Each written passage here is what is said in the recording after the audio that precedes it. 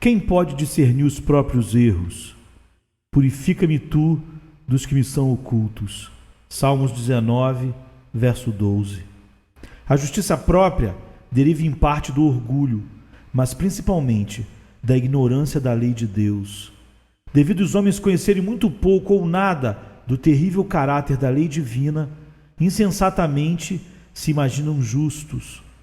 Eles não estão conscientes da profunda espiritualidade e da rigorosa severidade da lei, pois do contrário, teriam noções diferentes e de maior sabedoria. Se soubessem como profundamente a lei julga os seus pensamentos, cada emoção do homem interior, não haveria nenhuma criatura sobre o céu que se atrevesse a se ver como justo diante de Deus, em virtude das suas próprias obras e pensamentos.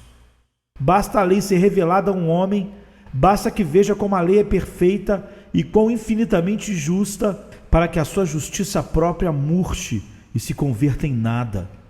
Sua justiça própria será um trapo imundo aos seus olhos, quando antes a considerava um vistoso abrigo.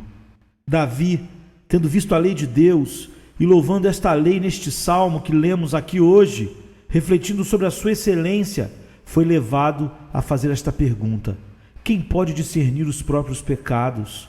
E então ofereceu essa oração: absolve-me dos que me são ocultos. O Concílio de Latrão da Igreja de Roma aprovou um decreto que estabelecia que todo crente verdadeiro devia confessar anualmente todos os seus pecados a um sacerdote. E agregou ao decreto a declaração de que não há esperança de perdão se não for cumprido o decreto. Quem poderia igualar um disparate tão grande quanto este decreto? Será que supunham que os homens podem dizer seus pecados tão facilmente como podem contar seus dedos? Porque se só podemos receber perdão de todos os nossos pecados, dizendo cada pecado que cometemos em uma hora, nenhum de nós poderia entrar no céu, visto que há pecados que não conhecemos e que não podemos ser capazes de confessar, pois há um vasto conjunto de pecados que são verdadeiros pecados como os que podemos observar, mas que estão escondidos e passam desapercebidos diante de nossos olhos. Ah, se tivéssemos olhos como os de Deus, teríamos uma opinião muito diferente a nosso respeito. Os pecados que vemos e confessamos são como as pequenas amostras que o fazendeiro traz ao mercado, tomadas do celeiro repleto que está em sua casa. Somos capazes de observar e detectar pequena quantidade de pecados em comparação aos que estão escondidos de nós e que são poucos vistos por nossos semelhantes. Sem dúvida que essa é uma verdade aplicável a todos nós que estamos aqui, que a cada hora da nossa existência, enquanto envolvidos em nossas atividades, cometemos muitos pecados que não são acusados por nossa consciência, porque não as temos visto como coisas erradas, em virtude de que não estamos estudando a lei de Deus como devíamos fazer. Agora, temos que aceitar que pecado é pecado, quer o vejamos, quer não. Um pecado, mesmo que não detectado, é um pecado tão real como o que podemos observar, embora não seja tão grave aos olhos de Deus como aqueles que cometemos deliberadamente, não tendo o agravante da intenção. Todos os pecados que conhecemos devemos confessar em sincera oração. Senhor, eu confesso todos os pecados conhecidos, mas devo acrescentar dizendo: perdoa-me dos que me são ocultos. No entanto, esta não é a essência do meu sermão hoje. Meu objetivo é uma espécie de homens que não têm pecados desconhecidos para eles, mas que os têm mantido em segredo na frente de seus semelhantes. Cada vez que levantamos uma linda pedra colocada sobre o gramado verde da igreja que congregamos, pintada com tinta de bondade aparente, e para nosso assombro, encontramos debaixo dela todo tipo de insetos imundos e répteis odiosos. E em nosso repúdio à hipocrisia, exclamamos: todos os homens são mentirosos, não há ninguém em quem possamos confiar. Não seria justo aplicar essa designação a todos, mas realmente as descobertas feitas sobre a falta de sinceridade dos nossos semelhantes são suficientes para entendermos quão longe pode ir a simples aparência e quão pouca é a pureza do coração. A vós, senhores, que pecam em segredo, pois fazem profissão de fé, mas que quebram o pacto com Deus quando estão nas sombras, e continuam usando a máscara da bondade quando estão na luz. A vocês que fecham as portas para cometer abominação em segredo. Para vocês eu vou pregar esta manhã. Que Deus se agrade em falar ao seu coração e leve-os a proferir estas palavras. Absolve-me dos meus pecados que estão ocultos. Vou me esforçar para exortar a todos os hipócritas, pedindo-lhes que abandonem, que renunciem, que detestem, que odeiem, que aborreçam todos os seus pecados secretos. E, em primeiro lugar, me esforçarei para mostrar a loucura dos pecados secretos. Em segundo lugar, a miséria dos pecados secretos.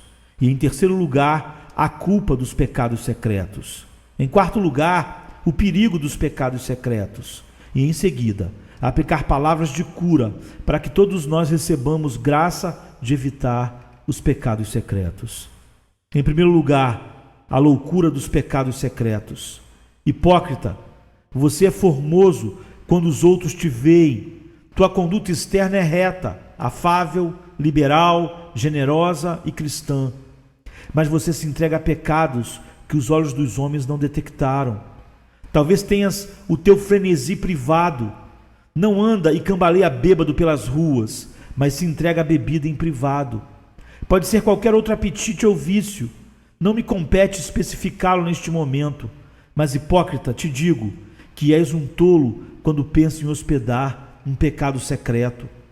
Você é um tolo por uma razão especial. Teu pecado não é um pecado secreto, é conhecido e será revelado um dia, talvez muito em breve. Teu pecado não é um segredo, pois os olhos de Deus o têm visto. Você pecou diante da sua face. Você fechou a porta, você fechou as cortinas.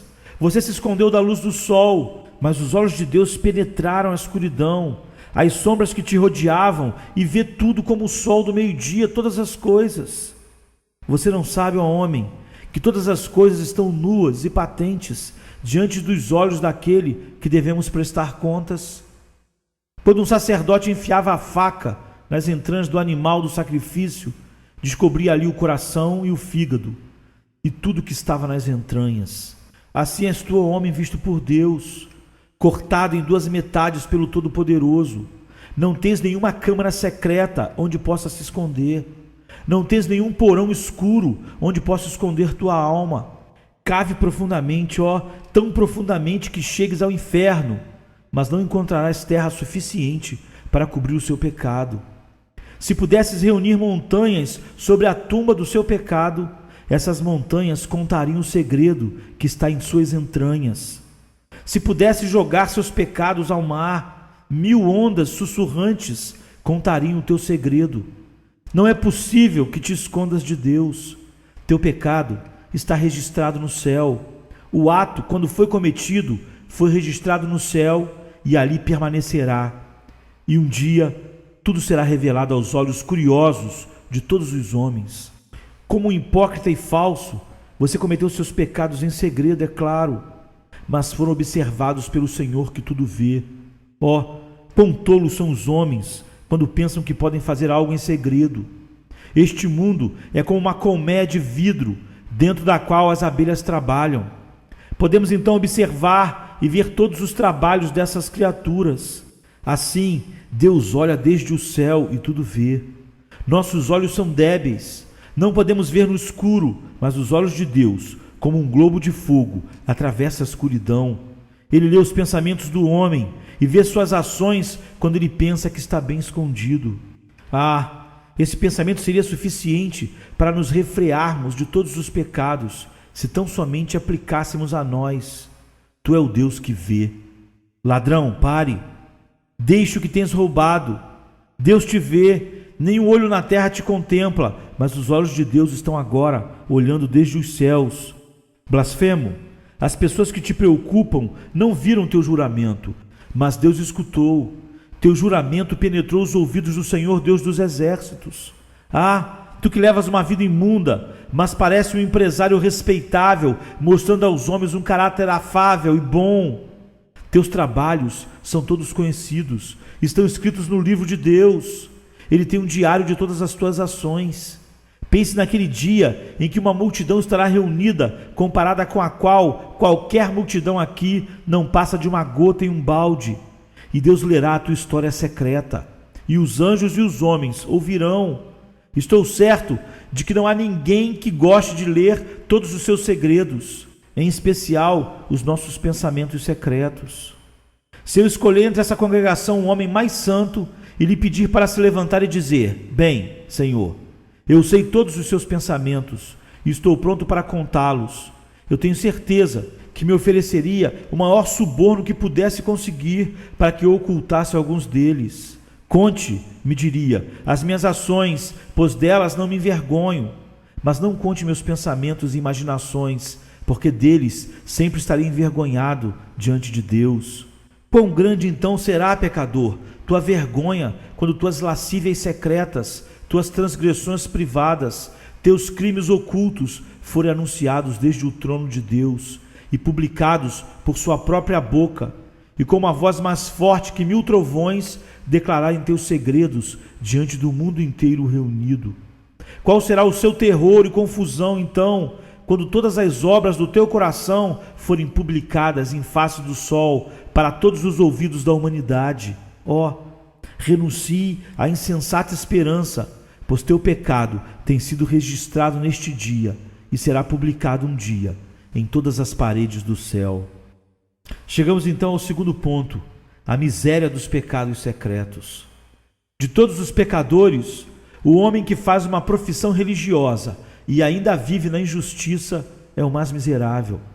Um ímpio descarado que toma o copo na mão e diz: eu sou um bêbado e eu não me envergonho disso, será indescritivelmente miserável no mundo que está por vir, mas teve sua breve hora e momento de prazer. Um homem que diz maldições e blasfêmias e diz: este é o meu costume, eu sou um blasfemo, e faz disso uma profissão, tem ao menos alguma paz entre aspas em sua alma. Mas o homem que anda com o ministro de Deus, que está unido à igreja de Deus, que vai ao povo de Deus e se une a ele, e então vive em pecado, quão miserável deve ser sua vida. Tem uma vida pior do que a do rato que está em seu esconderijo e corre em segredo para pegar migalhas, e em seguida retorna rapidamente para o seu buraco.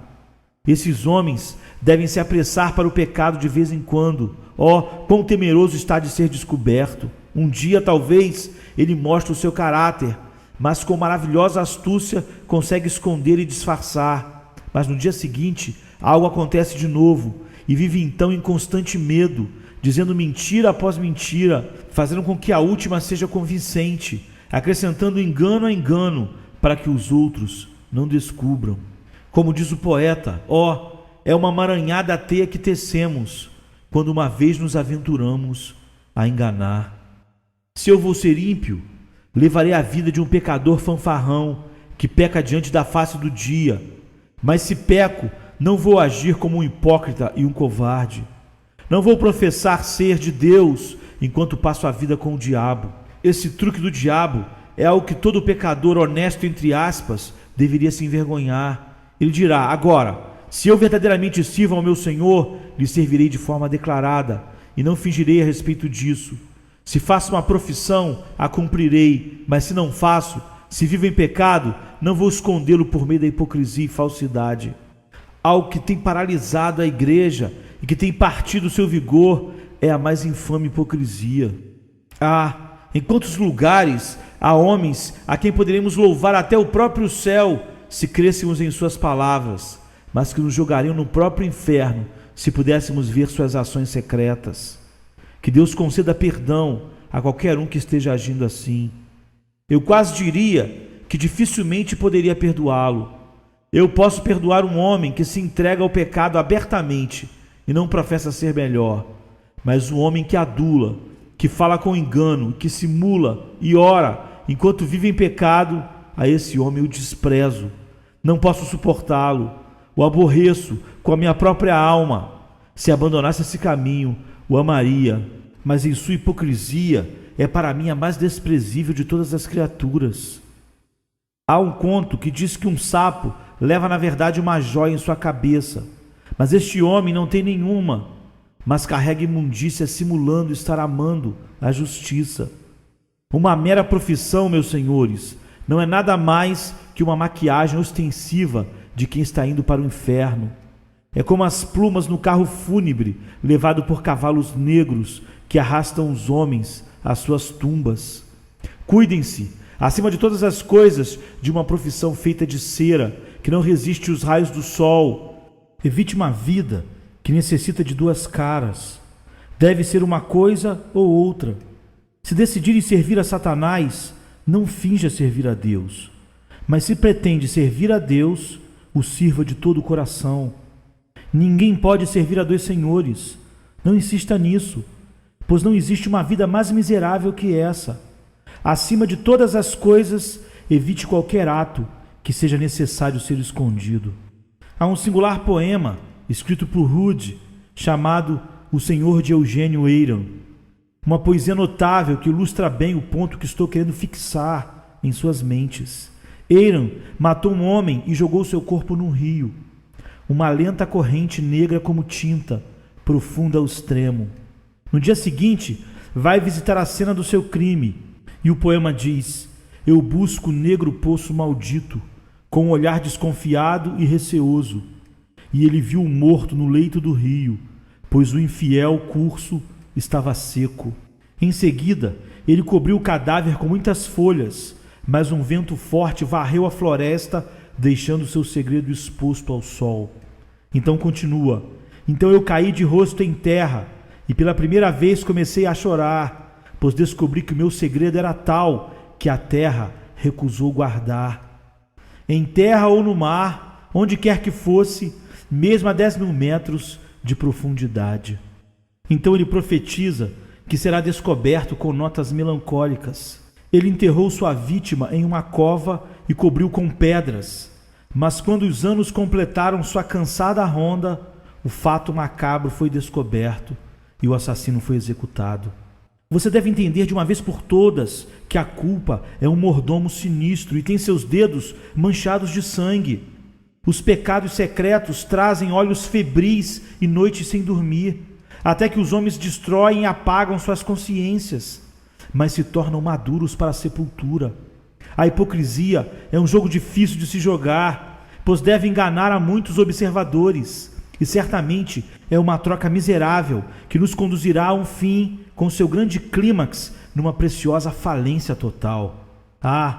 Você que pecou sem ser descoberto, tenha certeza que o seu pecado há de encontrá-lo, e pode ter certeza que o encontrarão antes que passe muito tempo.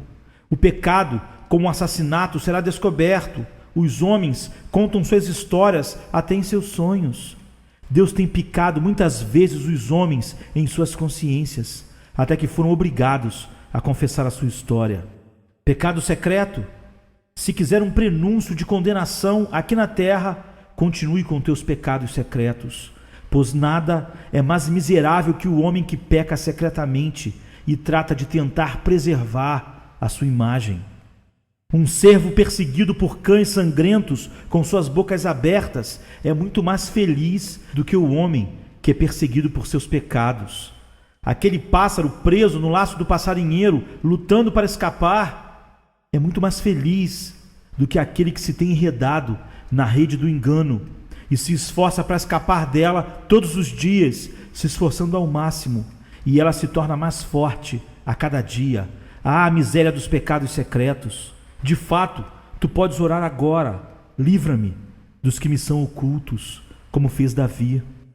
E agora chegamos ao terceiro ponto: a culpa, a solene culpa do pecado secreto. Agora, João, você acha que não há nada de errado em uma coisa até que alguém veja, não é? Sente que é um grande pecado que teu patrão descubra que você está roubando caixa, mas que não é nada demais se ninguém descobre o seu pecado. E você, Senhor, que imagina que é muito grave tua fraude nos negócios se forem descoberto e levado à justiça, mas se não fores descoberto, está tudo bem. Não diga nada a esse respeito, Senhor Spurgeon. Se trata de negócios e não deve se intrometer nos negócios. As fraudes que não são descobertas não devem representar nenhum problema para você. Infelizmente, para muitos, a medida comum de pecado é a sua notoriedade. Mas eu não acredito nisso, Um pecado é um pecado, se o cometes em segredo ou diante do mundo inteiro. É curioso como os homens medem a culpa. Um trabalhador da estrada de ferro põe o sinal equivocadamente e ocorre um acidente. O homem é julgado e severamente censurado. No dia anterior, também tinha colocado um sinal errado, mas não houve acidente algum e, portanto, ninguém o acusou por seu descuido e relaxamento. Mas foi exatamente o mesmo erro. Com acidente ou sem acidente, o acidente não gerou a culpa, mas o ato. Mas sem a notoriedade e a repercussão. Era a sua responsabilidade ser cuidadoso. E ele é tão culpado na primeira como na segunda vez que, em sua negligência, expôs vidas humanas ao perigo mortal. Não meça o pecado pelo que as outras pessoas dizem sobre ele, mas pelo que Deus diz a respeito dele e como suas consciências protestam contra ele. Agora, eu sustento que o pecado secreto, em qualquer circunstância, é o maior pecado. Porque o pecado secreto implica que o homem que o comete tenha aninhado e acalentado o ateísmo em seu coração. Se me perguntarem como pode ser isso, eu respondo que essa pessoa pode até professar ser um cristão, mas eu lhe direi na sua cara que é um ateu na prática. Se esforça para manter uma profissão respeitável diante dos homens e transgride em secreto, diga-me, acaso não é um ateu aquele que diz que há um Deus, mas que ao mesmo tempo se importa mais com os homens do que com Deus? Não é a própria essência do ateísmo, não é a negação da divindade do Altíssimo, quando homens dão pouco valor a Deus e dão máxima importância aos olhos da criatura de que a observação do Criador? Há pessoas que por nada no mundo diriam palavras torpes na frente de um ministro, mas podem dizer normalmente, sabendo que Deus está vendo. Esses são ateus. Há alguns que não iriam trapacear nos negócios por nada no mundo se souberem que serão descobertos por outros homens, mas podem fazê-lo sabendo que Deus vê, isto é, valorizam o olho humano muito mais do que os olhos de Deus, e pensam que é pior ser condenado pelos homens do que ser condenado por Deus. Chame-o como quiserem, mas seu nome correto é ateísmo prático. É uma desonra para Deus, é destroná-lo, é colocá-lo abaixo das suas criaturas. E o que é isso, se não negar a sua divindade? Irmãos, eu imploro que não incorram na culpa dos pecados secretos. Ninguém pode pecar pouco em secreto, pois certamente cairá em mais pecados. Ninguém pode ser um hipócrita e dizer ter uma falta moderada. Irá de mal a pior e continuará assim até que sua culpa seja publicada. Será então exposto como o pior e mais duro dos homens. Atribuam a mais severa importância à culpa do pecado secreto. Ah, se eu pudesse falar como o Roland Hill fazia, fazendo as pessoas sentirem que estava falando pessoalmente para elas e as fazerem tremer. Se diz que quando ele pregava, não havia nenhum homem junto à janela que fosse, ou no meio da multidão, ou sentado na galeria, que não falasse: ei, é para mim que você está pregando, está falando acerca dos meus pecados secretos. E quando ele proclamava a onisciência de Deus, é dito que os homens estavam inclinados a acreditar que estavam vendo Deus corporalmente entre eles, olhando-os. E quando ele terminou o sermão, escutavam uma voz sussurrando em seus ouvidos: pode alguém se esconder, diz o Senhor, em um esconderijo que eu não veja? Eu não encho, diz o Senhor, o céu e a terra? Eu gostaria de poder fazer o mesmo, fazer com que cada homem olhasse para si e descobrisse o seu pecado secreto. Vamos, irmãos, o que é? Tragam à luz do dia. Talvez ele morra sob a luz do sol. Aquilo que não gostaria que fosse descoberto, diz agora a tua própria consciência o que é. Olhe em sua face, confesse diante de Deus, e Ele te dará graça para vencer este pecado e qualquer outro, e te levará para Ele em pleno propósito de todo o coração.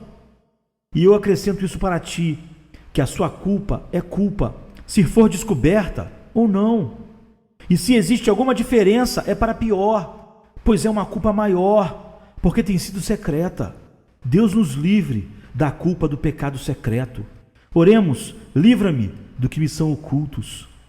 E em quarto lugar, olhe então o perigo do pecado secreto. O grande perigo é que o homem não pode cometer um pecadinho secreto sem que com o tempo se converta em um pecado público. Se cometes um pecado, é como quando se derrete as geleiras dos vales dos Alpes. O resto virá em seguida. Hoje, uma pedra é colocada num monte. No dia seguinte, você coloca outra. E assim, sucessivamente. Até que a pilha de pedras se torna uma pirâmide. Veja o pequeno inseto em seu trabalho. Ele não edificará sua toca exatamente tão alta quanto imaginas, mas não vai parar, até que as ervas daninhas em decomposição a cubram. E em seguida, ele continuará. E finalmente, um grande monte é construído por essas minúsculas criaturas. O pecado não pode ser contido pela sela e a rédea, como com um cavalo.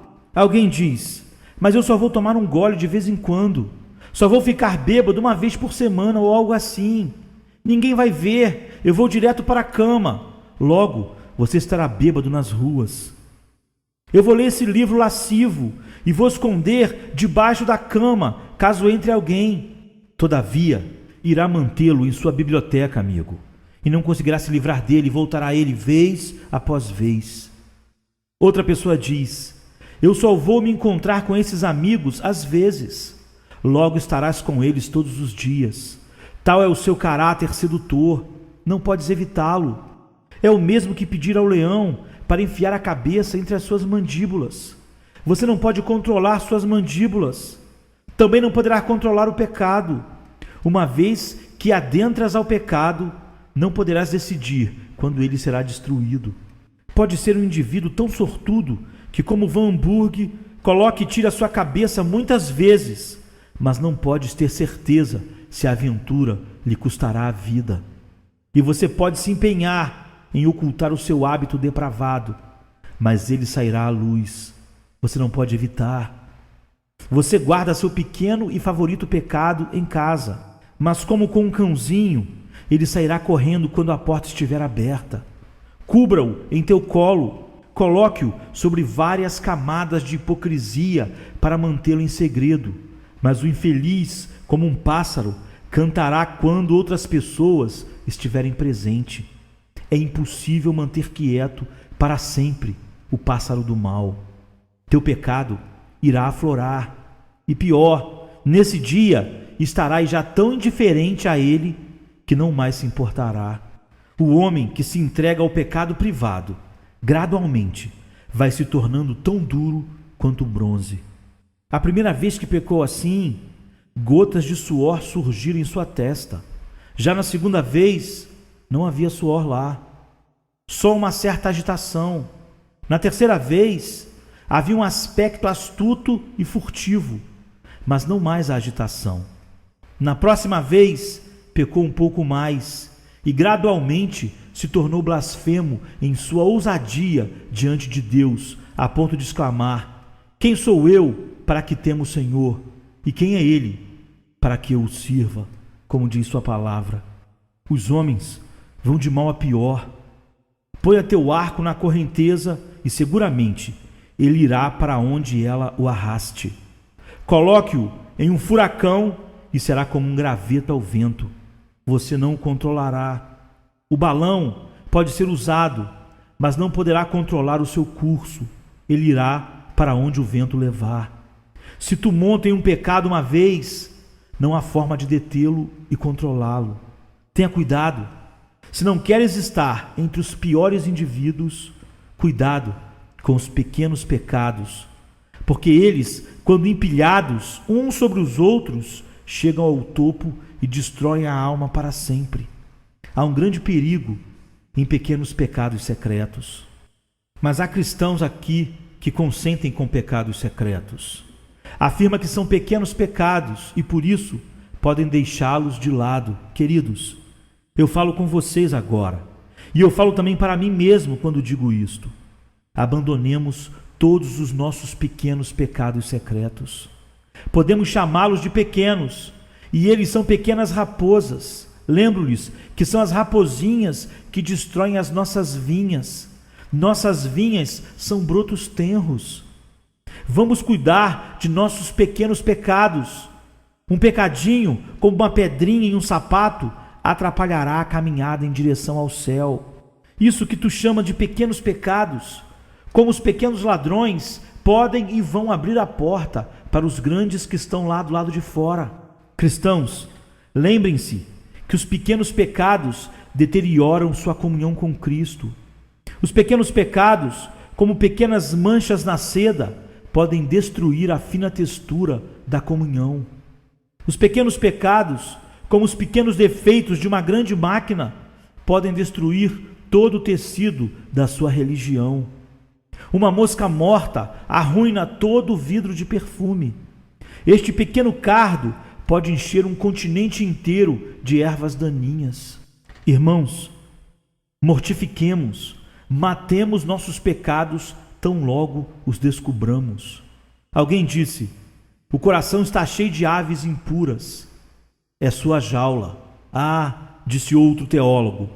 Mas você não deve fazer disso uma desculpa, pois sua responsabilidade como cristão é torcer o pescoço de todos eles. E se existem coisas ruins, a nossa responsabilidade é matá-las. Os cristãos não devem tolerar pecados secretos. Não devemos abrigar traidores, pois é alta a traição contra o Rei do céu.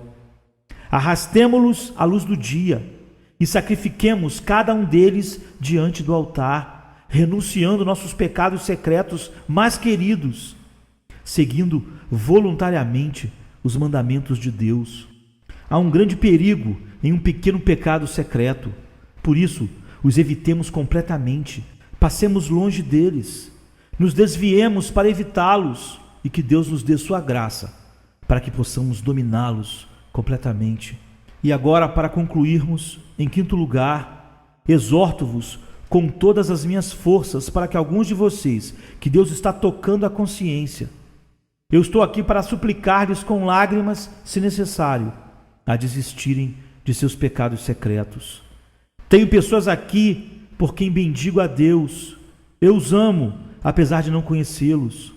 Vocês estão quase persuadidos a serem cristãos, vacilam entre dois pensamentos, desejam servir a Deus e abandonar seus pecados, mas consideram que é uma luta difícil e agora não sabem o que será. Eu falo a ti com todo o meu amor, meu amigo. Conservarás o pecado e irás para o inferno, ou deixarás seu pecado e irás ao céu? Esta é uma solene alternativa. Apresento ela a todos os pecadores que têm sido hoje despertados. Que Deus tenha escolhido você. De outra maneira, temo em pensar qual é a alternativa que certamente escolherá. Os prazeres da vida são intoxicantes. Seus gozos entorpecem de tal maneira que, se não lembrasse que Deus é que muda nossas vontades, não haveria nenhuma esperança para você. Mas eu confio em Deus para resolver tal assunto. Deixe-me colocar diante de vocês a alternativa. De um lado está uma breve alegria, uma breve vida aqui. Será pobre e breve vida. Por outro lado, há uma vida eterna e glória perpétua. De um lado, há uma felicidade transitória e depois esmagadora aflição. No outro caso, há uma sólida paz e gozo eterno e superabundante bem-aventurança. Não fico com medo de ser chamado, sendo calvinista, de arminiano, quando digo como Elias: até quando cocheareis entre dois caminhos? Se o Senhor é Deus, siga-o, mas se é Baal, siga-o. Mas agora, voluntariamente faça uma escolha, e que Deus te ajude a fazê-lo. Não digam que estáis indo adotar o cristianismo sem levar em conta o custo. Lembre-se, sem lamúrias, terás que renunciar seus prazeres. Podem fazê-lo por Cristo? Podem? Eu sei que você não pode. Salvo se a graça de Deus vos conduzir nessa escolha. E eu acredito no chamado eficaz de Deus. Mas podem dizer: sim, pelo poder de Deus, eu renuncio a todos os prazeres e atrativos da terra, as suas pompas e bugigangas. Como diz o hino: nada pode me satisfazer, dá-me Cristo, ou morro. Pecador, nunca te arrependerás dessa escolha. Deus te leve em sua infinita graça a tomá-la. encontrarás felicidade aqui e serás 3 vezes mais feliz por toda a eternidade. Mas dirá alguém: Senhor, não tenho a intenção de ser religioso e não estou de acordo com a tua severidade. Eu não peço isso. Só espero isto sim, que dê crédito à severidade de Deus. E a severidade de Deus é 10.000 vezes maior que a minha. Pode dizer que eu sou puritano em minha pregação. Deus será puritano quando chegar aquele grande dia. Posso ter parecido ser severo, mas nunca poderia ser tão severo como será o Senhor no dia do juízo. Eu posso passar o ferro afiado em sua consciência, mas Deus passará ferro em brasa eterna em todo o teu ser um dia. Eu posso falar coisas que trovejam. Deus não as dirá, e sim as lançará sobre tuas mãos. Lembre-se que os homens podem rir do inferno e dizer que ele não existe, mas eles devem rejeitar completamente a Bíblia antes de acreditarem nessa mentira. A consciência do homem lhe diz, como aquele grande hino: há um inferno terrível, há dores eternas, onde os pecadores com o diabo devem morar, em trevas, fogo e cadeias.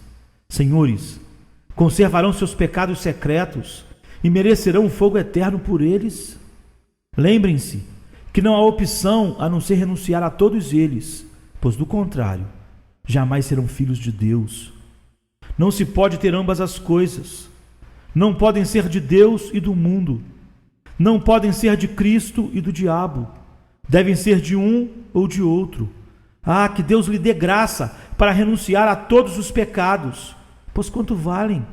São seus enganadores agora e serão seus torturadores para sempre. Ó, que seus olhos sejam abertos para ver a podridão, o vazio e o embuste da iniquidade. Ó, que Deus os leve de volta para Ele. Ó, que Deus lhes dê graça para atravessar o Rubicão do arrependimento neste momento, para que digam: a partir de agora é uma guerra de morte com os meus pecados. Não vou manter nenhum deles voluntariamente, mas para fora com eles, os cananeus, heteus, jebuseus, todos serão expulsos. Como diz o hino: o ídolo mais amado que tenho conhecido, seja qual for, ajuda-me a derrubá-lo do seu trono e adorar somente a ti.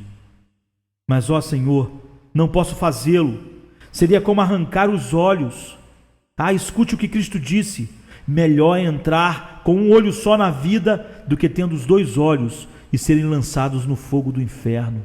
Ó, alguém diz: mas isso seria como arrancar um braço. Mas Cristo responde: é melhor entrar na vida coxo e manco do que ser lançado no fogo do inferno. Ó, quando um pecador vem diante de Deus, afinal, pensas que falarás como faz agora? Deus revelará teus pecados secretos. O pecador não dirá então: Senhor, eu considerava os meus pecados secretos tão doces que não podia abandoná-los. Eu imagino quão diferente será então. Senhor Spurgeon, me dizem agora, és demais rigoroso. Mas dirão isso quando os olhos do Todo-Poderoso estiverem os mirando em ira? Podes me dizer agora: o Senhor é preciso demais. Mas irão dizer isso diante da face do Deus Todo-Poderoso? Vocês podem dizer: Senhor, tenho a intenção de conservar tal e tal pecado. Você poderá dizer isso diante do tribunal de Deus no fim? Não se atreverão a fazê-lo naquele momento. Estarão desesperados. Ah, quando Cristo voltar pela segunda vez, haverá uma mudança notável na maneira como os homens falam. Posso vê-lo ali, assentado em seu trono.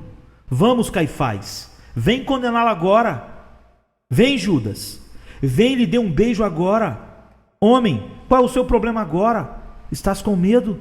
Vamos, Barrabás, veja se a multidão prefere a ti agora em lugar de Cristo. Vem, blasfemo, agora é o teu momento. Tem sido um homem valente, maldiga-o em sua cara agora. Agora, bêbado, caminhe cambaleante em direção a ele agora. Vamos, infiel, diga agora que não há Cristo. Agora que o mundo está iluminado e aceso com seu raio, e a terra tremendo com os trovões até seus alicerces se esvaírem. Diga agora a Deus que não há Deus. Ria agora da Bíblia. Zombe agora do ministro. Vamos, cavalheiros. Qual é o problema de vocês? O que? Não podem dizê-lo? Ah, lá estão eles, fugindo para os montes e as rochas, como a Bíblia diz. E dizem aos montes e às rochas: caiam sobre nós e nos esconda da face daquele que está sentado no trono. Ah, onde está agora a jactância, seu orgulho e suas glórias? Ai, ai, ai de ti naquele terrível dia de maravilhas terríveis. Pecador secreto, que será de ti então? Saiam desse lugar sem tua máscara. Sai para examinar-te. Saia para dobrar seu joelho. Sai para chorar. Sai para orar. Que Deus lhe dê a graça de crer. E quão agradável é o pensamento que hoje os pecadores estão indo e se refugiando em Cristo, e homens nascendo de novo em Jesus. Irmãos, antes de concluir, repito as palavras que causaram tanta controvérsia: é agora ou nunca, é voltar ou se perder. E digo solenemente diante dos olhos de Deus: se não for a verdade de Deus, eu devo dar conta a Ele naquele grande dia do acerto de contas. Sua consciência lhe diz que é verdade. Leve-a para casa e zombe de mim se quiserem. Hoje eu sou inocente do seu sangue.